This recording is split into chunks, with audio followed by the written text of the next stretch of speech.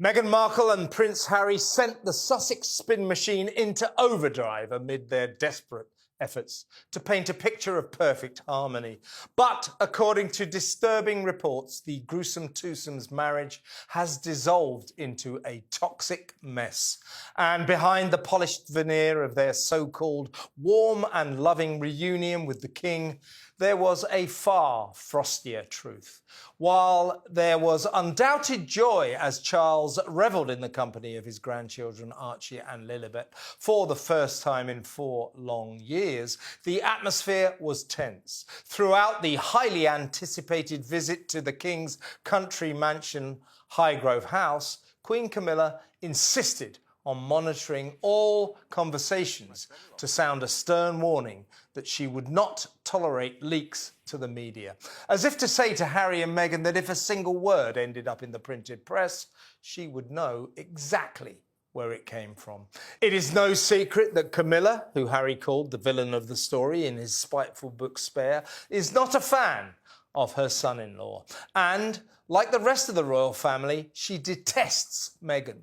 To add to the awkwardness, the excruciatingly strained get-together unfolded against the backdrop of William and Catherine's cold fury that it was allowed to happen at all. The Prince of Wales steadfastly refuses to forgive his brother for the disrespect he has shown in interviews and in his incendiary memoir.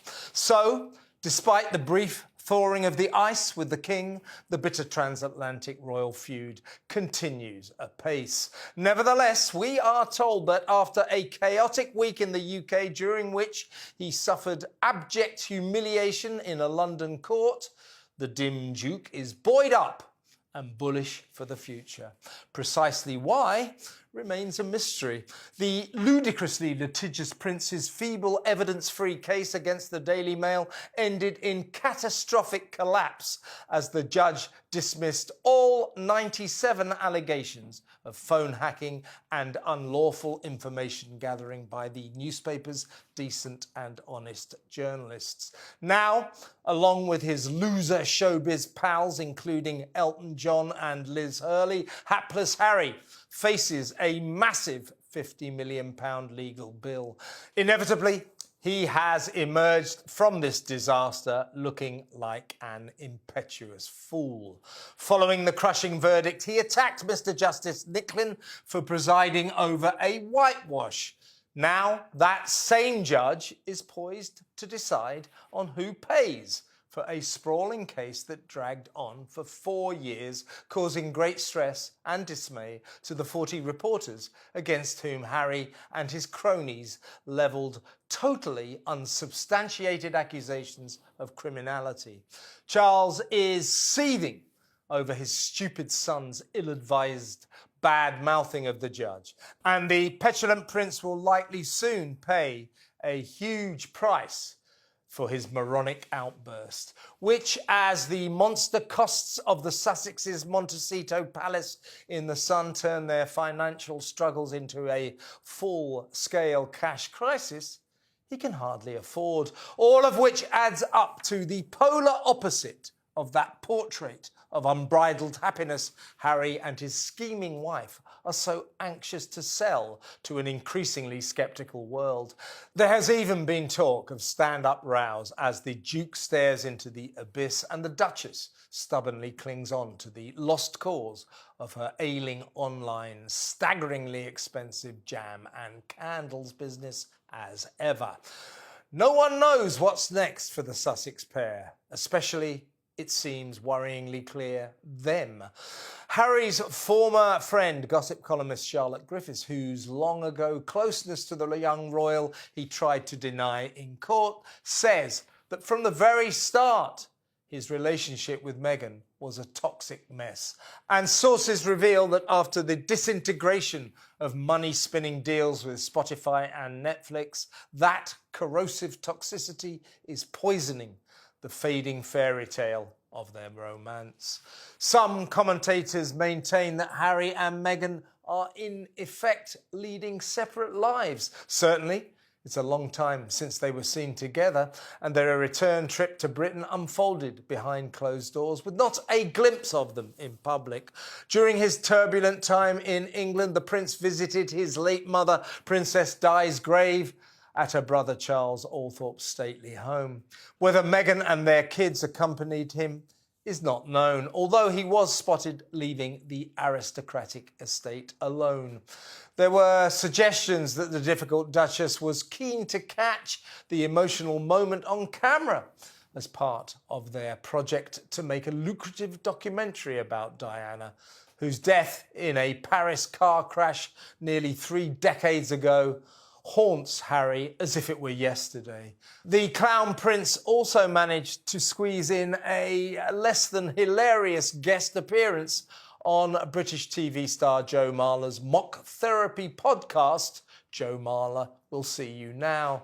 Surrounded by sycophantic left-wing alleged comedians cracking up over every unfunny thing he said, Harry exposed the vacuum of his purposeless life by declaring his occupation to be full-time dad, British prince and former soldier, before swiftly changing his mind to insist that his so-called job was to be just a duke, whatever the hell that means. One thing's for sure, old Ginger Nuts needs more than the once every 2 years Invictus Games to fill the void, and dukedom and fatherhood aren't going to cut it. This is a 41-year-old man who needs a bloody job.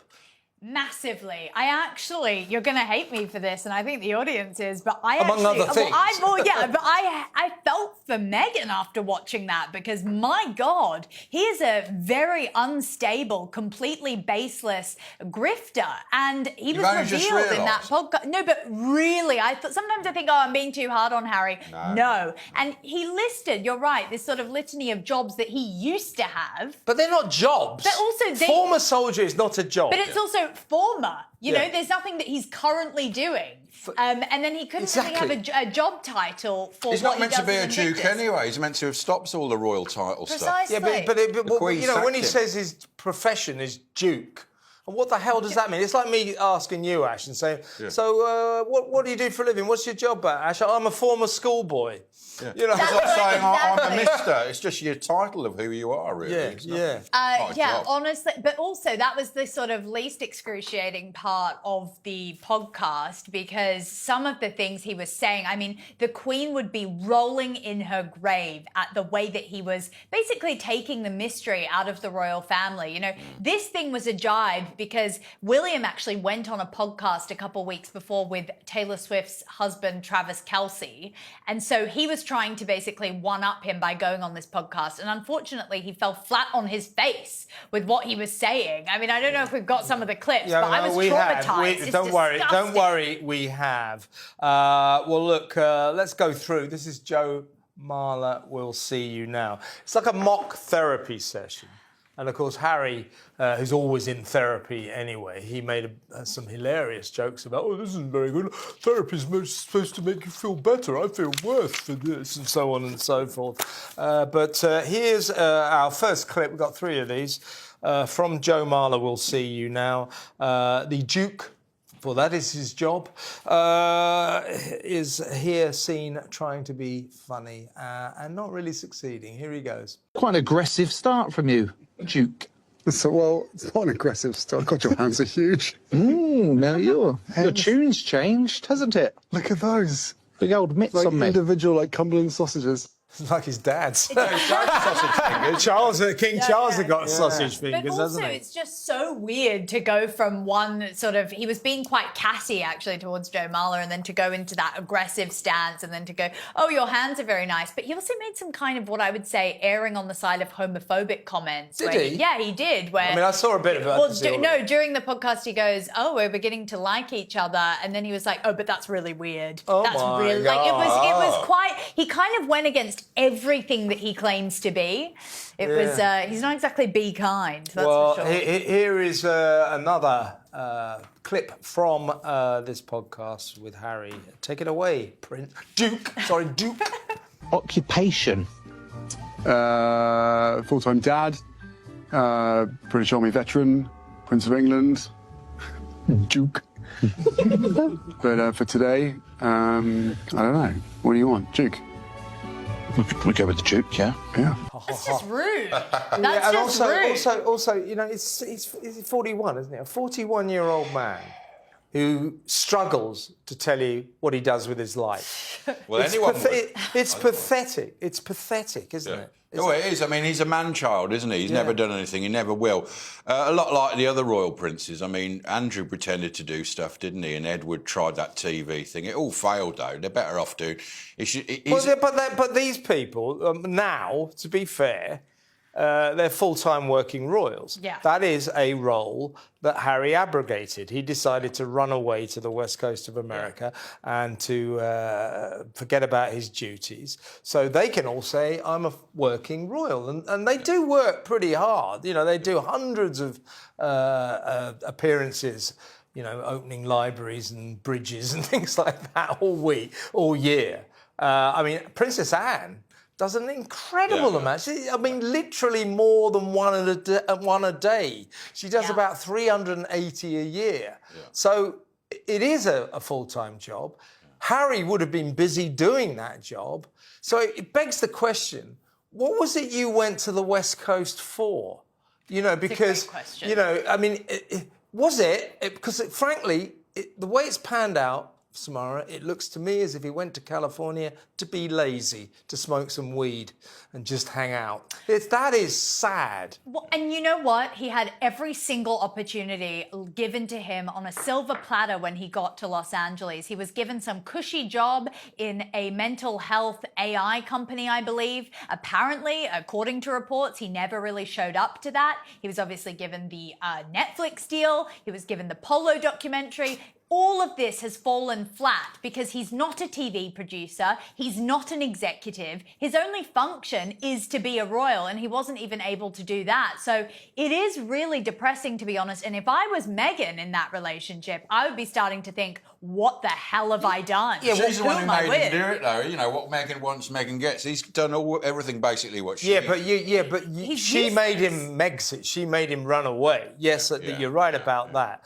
But I think she had much better ideas about what he might do with himself once they got to California.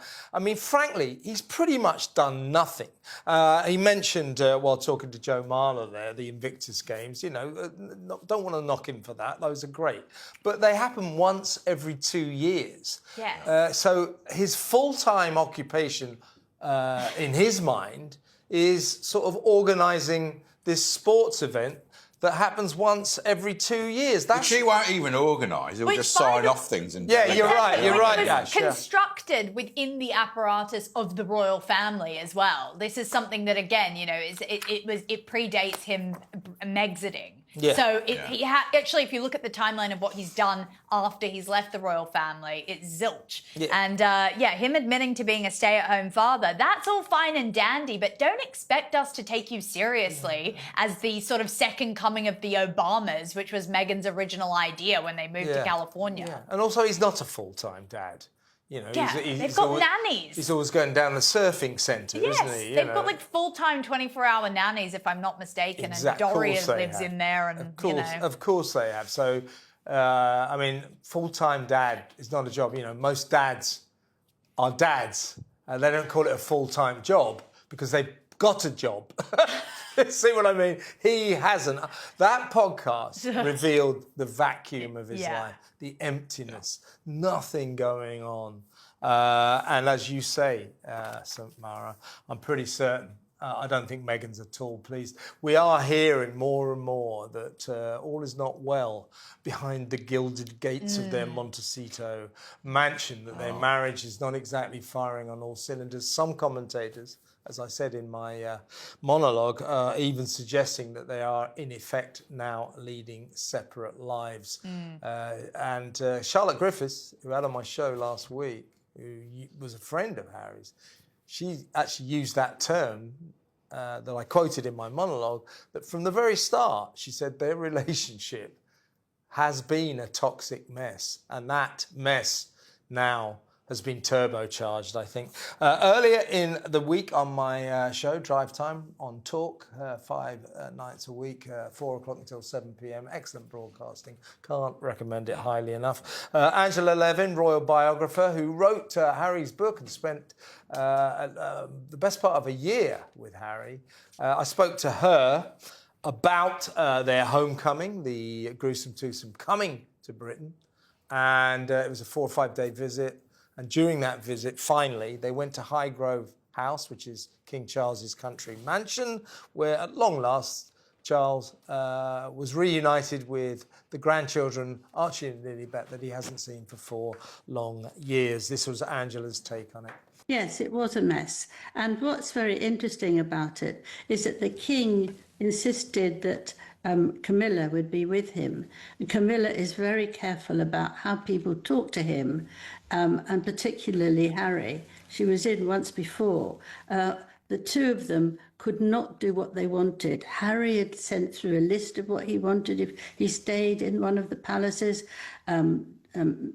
Everything was going to be what they wanted, and they didn't get a thing, actually. I think they must have absolutely hated it, because there would have been conversation, but not very warm, because Meghan would be absolutely lost with anger. And I don't know how they got on with the children. Somebody said to me they didn't come in the end, but I'm sure that they did, because he wanted to see them. But you can't actually make friends with a 5 and a 7-year-old. It was quite a tense affair because Camilla cannot stand Harry and Meghan and does not trust them. When Harry came to Clarence House, Charles's London palace, straight after his diagnosis with cancer, the King's diagnosis, Camilla insisted on being in the room throughout their conversation. She just suspects, I think with some justification, that these two, this pair, the Sussexes, they leak everything to the media to make it look good about them. But yeah, I mean, and Angela was also referring to the whole shambles of his visit to Britain. It was chaos, it was a mess. Must have been very frosty, sort of. Yeah. I think the meeting was frosty, but the whole thing from start to finish was a mess. It couldn't have gone worse. Yeah. It actually couldn't have gone worse. I think he probably had the worst week of his life in public in Britain, I would say. Yeah, that's what I don't think it could have gone any better, though. After what's happened. Well, Meghan was active. The reason we didn't see Meghan is because she does not want to be associated with that car crash. She genuinely does not. And so I think that's also the reason why there wasn't a public Exactly photo. right, yeah. And then he went to... Diana is buried her grave is on an island in a lake in the Althorpe estate, which is in the Midlands of Britain, in the middle of the country, where Charles Althorpe, Diana's brother, lives. The word was that actually Meghan wanted to get this when Harry went to see his mum's grave. She wanted to get it all on film as part of this documentary that they want to make about Diana. I can't, in terms of that production, I simply can wait. Shall we go to our very first bad ad? You can tell a woman by the way she wears her hair. You can tell a woman anywhere. Wella Balsam Shampoo is made from nature's best. Rich, natural extracts blended to help restore the natural balance of your hair. Whatever your hair type, Wella Balsam keeps it beautiful naturally. You can tell a woman by the way she wears her hair. You can tell a woman anywhere. Wella Balsam, a natural for beautiful hair. I like the way that we've given up on the rest of the world. I mean, we just do Australia. Australia. I love it. So do you use Wella Balsam? Yeah, my hair actually does look Beautiful, like that. look at that. I'm not even joking. Yeah. That is what my natural hair looks like. So I'm a bit triggered by that. Wella Balsam. Yeah. So that's Wella Balsam for you. What an effect. Shall we go to our first break? We'll be back in a moment. Stay where you are. What just happened? Yes, the big moment of the week. Now, over on this side of the Atlantic in Britain, there has been one hell of a raging debate about violence in politics, the danger to politicians from basically lunatics, people who try to kill politicians, because one of our politicians here this week was killed. Now, Donald Trump was musing on this over here in Washington. And he actually said, you know, if I'd have known just how dangerous it was to be the president, just how dangerous American politics is, there he is, he might not have done it. Let's have a look. Take a look at what happened. And of course, after that, Tilt of the head. there was a moment there where we thought that he bought it. You know, that was a sniper. Who luckily just caught the president's ear. You remember this bit.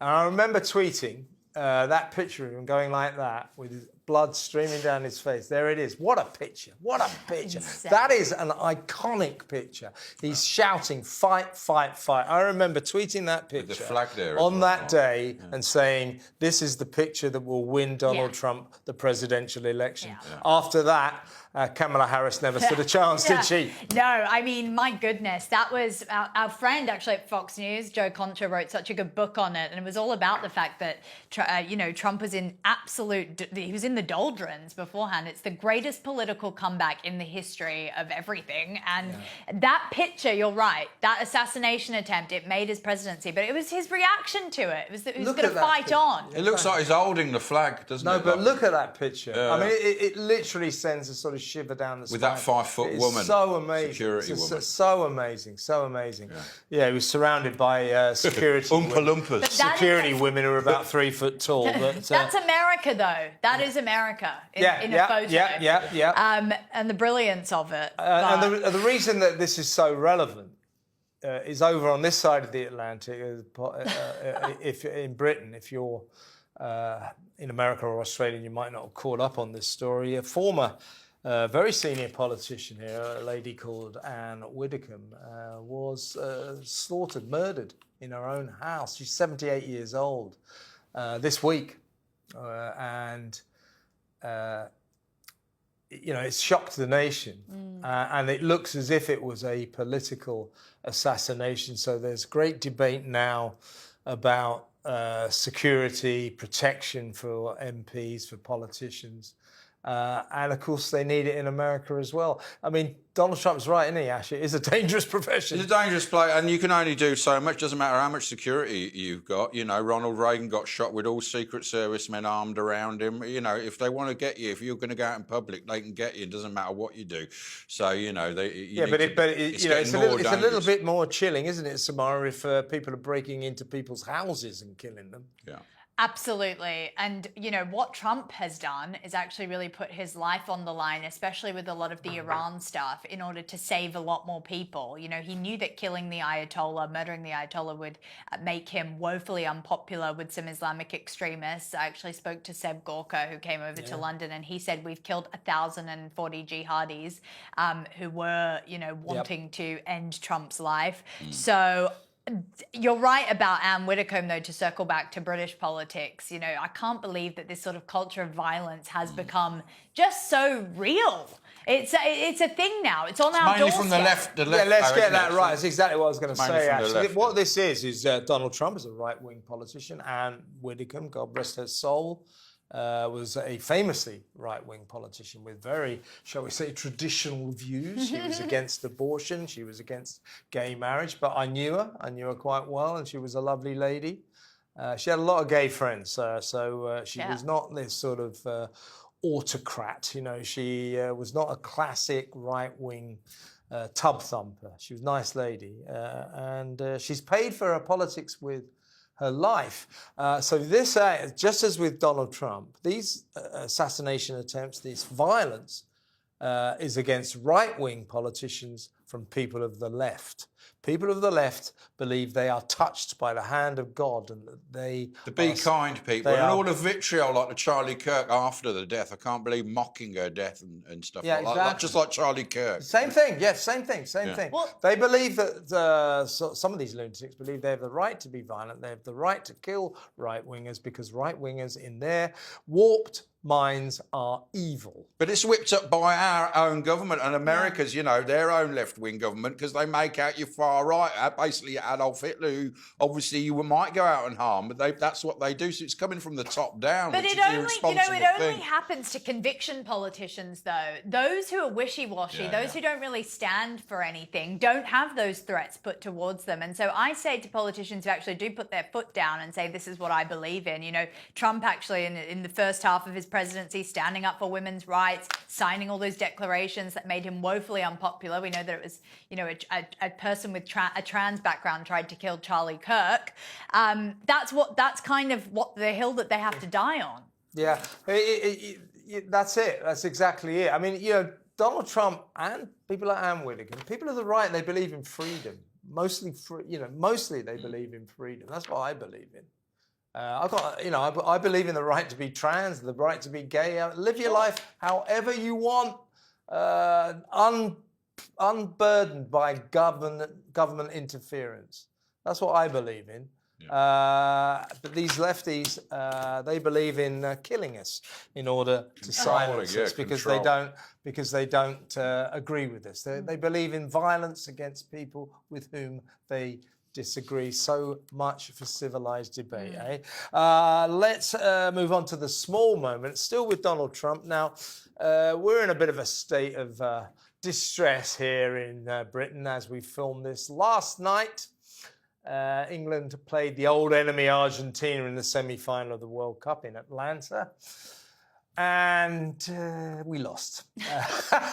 England managed to snatch defeat from the jaws of victory, and guess what? Argentina beat us. Now, here's the thing. The word is that Donald Trump wants Argentina to win. Donald Trump is like that. He's very close to the FIFA. He's the chief of the World Cup, the FIFA chief, Gianni Infantino. Bald little guy, weird-looking guy. Slaphead.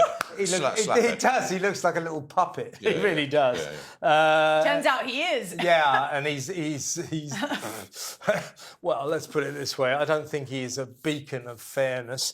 Anyway, don't forget when you get sent off in a soccer game in the World Cup, get an automatic ban in the next round. When America's star striker got sent off, Donald Trump got in touch with his buddy, Gianni Infantino, and said, can you not ban him for the next game? So Infantino goes, oh, okay.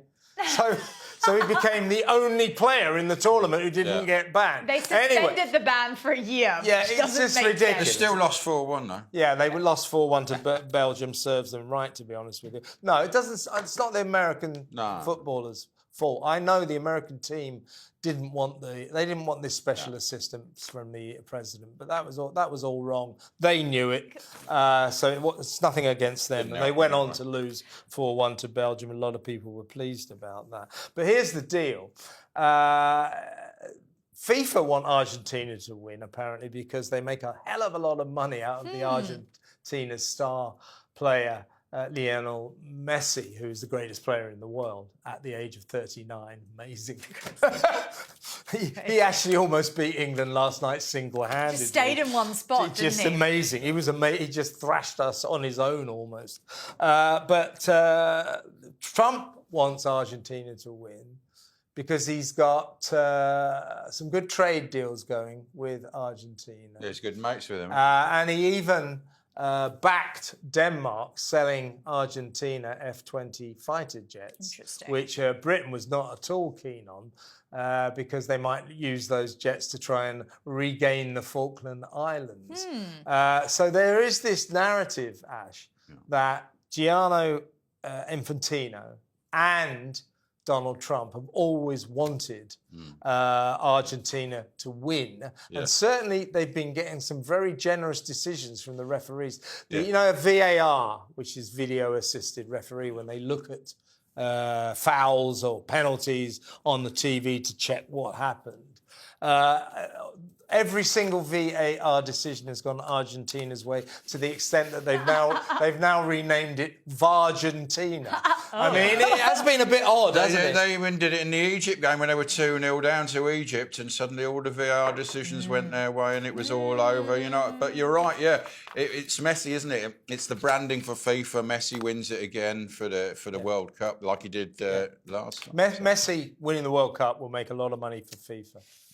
And it will please Donald Trump, apparently. So. Can I defend Trump, though, for 1 second? Yes, you can. I have to say it's very impressive how he was able, because when he wasn't the president, was actually working on getting FIFA to be getting the World Cup to be hosted in America and the Olympics, which is massive. Like, he is thinking about the economy. And he's thinking about America. And he's thinking, but I don't it's agree the with FIFA people that are out of order. Yeah, but by the way, dictatorial on okay, I'm with you on that. Yeah, kudos to the president there. But what I won't accept from I'm a fan of Donald Trump, as you all know.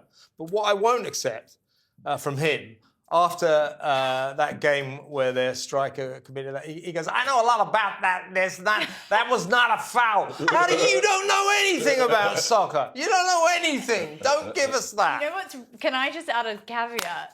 The guy the player who he feels really deeply about, the carded one, the American one, actually is British, but his mum was heavily pregnant, and he obviously was born in America, so he's a birthright citizen, which is exactly what Trump's trying to get rid of. Yeah, exactly right. Anyway. It's a very mixed up picture. Lots of mixed messages emerging from Donald Trump, the World Cup, FIFA, Argentina. It's a mess, folks. Talking of messes, it's time now for the Flash Ash News Flash. Hey! Right, hello. Camera. I'm Flash Ash, that one there. I don't know. Flash Ash's news flash with me, Flash Ash. And the story today... got his intellectual glasses so on. I've got a proper actual graphics here. £750 fine if you drop a crisp bag. You might think that's good. But, and there's a picture of pickled onion Monster Munch. If you're in America or Australia, you can maybe import them. Get pickled onion Monster Munch. Dropping litter such as a... What?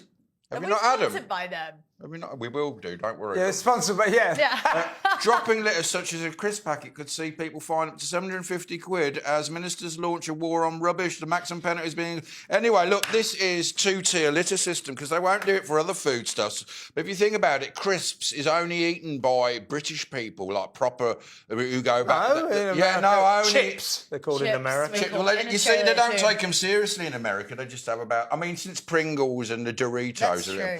But we take it seriously. It's a British culture, and they're just specifically crisp packets to, it's another grinding us down, us British people who eat crisps. I don't like crisps. What? I don't like crisps. I certainly don't like pickled onion Monster much. Maybe not. Have you had them? No, you must be joking. I think pickled onions in themselves should be made illegal. Yeah, but then Kev's got the diet of like a 90s supermodel, though. It's like all espressos and cucumbers. And when you go for lunch with pickles, Kev, it's a basket of chips, proper chips, not the chips, and then 3 bottles of wine. 3 bottles of wine. Yeah, 90s supermodel. That's right. Yeah, my lunch is. Well, you have an award in Britain called the OBE. It's an honour that the King bestows on distinguished citizens. But in my world, an OBE is lunch with a friend, and it stands for 1 bottle each. And in fact, I've done lunches 1 bottle each. You must be joking. Yeah, that's just when I was on a Fleet Street reporter, journalist on the national papers here in Britain. We would regularly go for lunch to restaurants and drink, eat a bit of food along the way, and then somebody would go, "Oh, It's 7:30. Right, let's have dinner. In the same restaurant. And then we get a bill for something like sort of £3,000 or something. Oh, that's the yearly salary that of was a the typical life. journalist. Those were the days. Those were the days. I'm not even drinking now. I've changed. Oh, God. So get some pickled onion Monster Munch. You know, I've told you before, I'm under doctor's orders not to drink, and I haven't had a drink since January the 5th. Wow. And I'm hurting, folks. You don't look any better. Yeah, I know. Don't feel any better. Right, let's go to our next bad ad.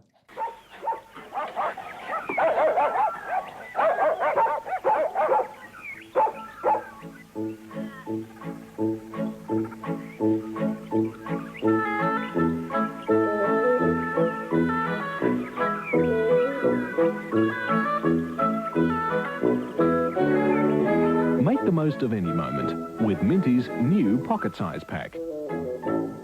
So, are they suggesting that if you eat these Minties, then your dogs become better behaved or something? I remember overdosing on those. And Oh, yeah, What are they? They like literally Mentos? Tell us about yeah. Minties. Do Do they melt in your mouth? No, not in your they're hand. like very chewy Very and hard. chewy. And, yeah, They are yeah. Mentos then. Yeah, Like yeah, crispy on the outside and No, chewy on the no, just no. Just chewy. Wow. Yeah. And- My Minties overdose story. Minty. And on that Minty's overdose bombshell, let's go to some real ads. What just happened? Welcome back to part 3 of What Just Happened. I'm Kevin O'Sullivan. He's Flash Ashgold. She's Samara Gill. And this is viewers' questions where I try to answer some of your queries. And as always, the queries are put to me by my glamorous assistant, Samara Gill. What have we got, Samara? England has dropped out of the World Cup. Why are we so rubbish at football? Dropped out. Dropped out as an Kicked out. I was trying to explain on my team here. My assistant producer is from Ireland, so she doesn't really care that England lost. And she said, Probably and I was happy. moaning on this morning, going, ah! She said, oh, you're such a sore loser. I said, we didn't lose. We surrendered. We surrendered. What was the question again? Why are we so rubbish at football? We know. We were badly managed last night, but I do think time and time again. You'll know this, Ash. Dating back, to the 1970s. It's the 1920s. So ever since 1966, when we actually won the World Cup, we've not won a damn thing. No. We've flattered to deceive. We've gone into tournament after tournament, European tournament, World Cup, highly anticipated, expected to do well, and we don't do well. I think we've been not very well managed, and I think that maybe it speaks, Ash, to the English mentality. Yeah, exactly. It's not so much, it's not the winning that counts, it's the taking part. No, it isn't. No. This is what I think, and maybe this is because I lived in America for a long time and adopted their excellent attitude that second is for losers. Ooh, it's arrogance, Kevin. Since the 1920s, really, we never really took part in the World Cup or took the rest of the world seriously because it was our game. We didn't even take over football. FIFA did. And the rest of the world got better, took it seriously, whereas our players would go out drinking and we always thought we were the best. We won it in 66 because it was in England, in London. That was the only reason. Right. And so we've had this culture where the rest of the world are much more take it seriously and are better technically. We're just not as good technically. And the last 4 teams, we were the worst one out of those 4. Yeah, well, we were this World Cup. We had a very good team. Yeah, but not basically for 45 minutes, one half in the first game against Croatia, we played well. Yeah. Apart from that, we played pretty crap. You face a decent team like France, Argentina, Spain, you come unstuck with England because we're just not technically we could have beaten Argentina. We could beat anyone on our day, but it doesn't mean we're better. So actually, it deserves where we I think we were better. We were a better team than Argentina, and that's where we should be. We are. We are player for player. Messi, player for player. We're a better team than Argentina. I agree. But we buckle under pressure, don't we? By that point, don't you notice that about us English? When you get to that that level, I think it is all just a mental game, and it was Yeah, really you're impressive right. how Argentina was so cool, calm, and collected. Yes. They knew they'd lost the game, but they just kept going, and Pickford kept trying to defend, and he couldn't in the end because Tuchel changed the position in like the last 10 minutes. Why did he do that? Yeah, well, after Become so into it. Well, our guy Anthony Gordon scored in the 55th minute. 95 minutes in the game, and after that we just started to defend. And you can't just defend against Argentina. Basically, we got beaten by one guy, Messi. Just walked all over us. It was embarrassing. But I do, this team, they're not, in the past, some of the problems have been that our players are always drinking, and having nights out and not getting in until 4 a.m. But not this time. No, they were good. Not this time. They were healthy, they were fit, they trained properly. They just couldn't get it It's over. not good enough. Couldn't get it over the line. Argentina is But I think they're good enough. I don't think they are compared to the rest of They just don't them. have the right mentality. Anyway, next question, Samara. Speaking of a bad mentality, young people on benefits are now less likely to get jobs than pensioners. Why are they so lazy? Yeah. Well, that's slightly inaccurate. It's people over 55 who aren't necessarily pensioners. Yeah, how dare you? How dare pensioners? But it is a Very bit hurtful. It is a bit weird that young people just are less likely to get jobs than old people. I think that's because they're growing up in the new environment. People don't want to employ them with the minimum wage and the problems. They're not good workers, whereas someone 55 wants the job, is hungry for it, obviously. They don't want to work though, do they? They've got this country where we spend £350 billion a year. Yeah. That's about $450 billion a year and rising on welfare. So there's so many enticements for young people who come out of school to never work because all they have to do is go to their doctors and say, I'm really anxious, I've got depression. And they'll be signed off for work for their entire lives. They don't have to work for their entire lives, and the government, the state, taxpayers will pay them. If you're on that benefit, you can get up to over £65,000, which puts you in the top 10% of the wealthy in this country. Just on benefits, you're in the top 10% of the wealthy. I tell you what, I think every young person that's on benefits should go and immediately be conscripted into the military. That's what should really happen. And sent to Ukraine. Well, maybe not great sent haste. to Ukraine, but I think that somewhere dangerous. If you can't get a job, stop interrupting, Ash. Let somebody finish a damn sentence. The army should give them jobs. That's what should happen. It's enhancing it. It's not enhancing it. Honestly, you never let anyone get to the end of a sentence. I do. And then you interject with something that doesn't make any sense at all. And on that, shut up, will you? Let's go to a bad ad. The sale you've been waiting for. Coles New World. 20% off sale in fruit and vegetables, in the meat department, in groceries. All 20% off. Check out Farmland Frozen Chicken, only $2.99, 20% off. Heinz Soup, a great buy at just 58 cents, 20% off. Astra Table Margarine, only 99 cents, 20% off. Porterhouse Steak, only $4.99 a kilo, 30% off. Check out the savings at Coles New World. Cole, is that where you go shopping? Yeah, it's brilliant. That's like is it a good shop? like our Sainsbury's or our Waitrose. Is so it? good. Look quite expensive for 1984 prices, that dude. It's like the American, like Ralph's or something like that. Ralph's or like a Walmart. Yeah, it's fantastic. Get down. So it is good. I like the meat department. Any good in the meat department, Ash? Yeah. Are you good? I do like Are a nice, you good in the meat department? A nice slab of meat every now and then. Yeah, you're renowned in the meat department, aren't you? Let's go to a real break. Thank you. What just happened? Welcome back. This is the final section of this outstanding episode of What Just Happened. Still with Flash Ashgold and Samara Gill, of course, my dynamic duo, the dazzling duo from hell. This is I'm the presenter. I won't interrupt anymore. Thank you very much. I'm giving up. I'll stop it. I'm the presenter from hell, Kevin O'Sullivan, and this is the complaints department where we go through all the messages, thousands that you're kind enough to send us. Now, what we've done this week is a sort of special complaints department because we got so many people complaining about the king agreeing to meet Harry. Who's been so rude to the king, so rude to the royal family, so rude to British citizens. So let's go through some of these messages. Ladies first, Samara. Hey! It's not funny, then. You're on the out, Ash. I don't know what's happened. Laurie Johnson says, King Charles got punked bigly. Those kids might be Harry's via a cup and a closet, but Meghan didn't birth them. They have no royal bloodline, therefore they are not Charles's grandchildren, and I wish they would stop being referred to as such. And that's got 81 likes. Anyway, let's park that one. Over to you, Ash, for the next complaint. Yeah, and this is from Mel7195. Unfortunately, Charles has killed the monarchy, the UK and the Commonwealth. Don't be fooled. They always protect their own at all costs. Charles condones criminal behaviour on all levels by these two. There's no return for the royal family.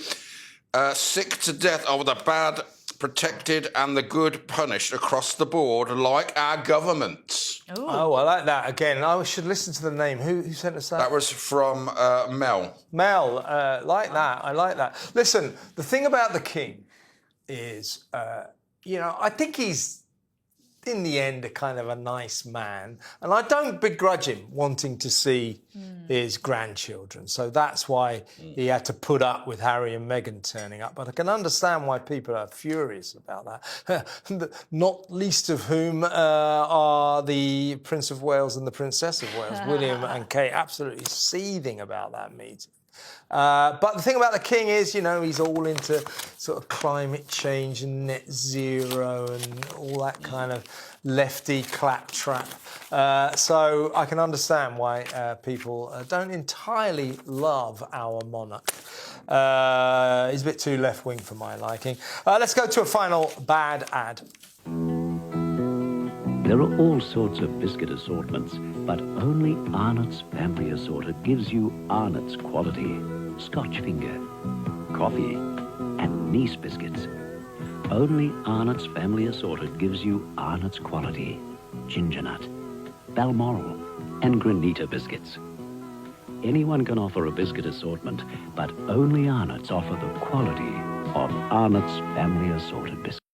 More Australian foodstuffs there. Arnott's biscuits, did you chew on those for your entire childhood? Along with Minties? I had someone I went to school with, their mum was from the Arnott's biscuit family. Wow. And it was And did very... they always bring them but in? it was like...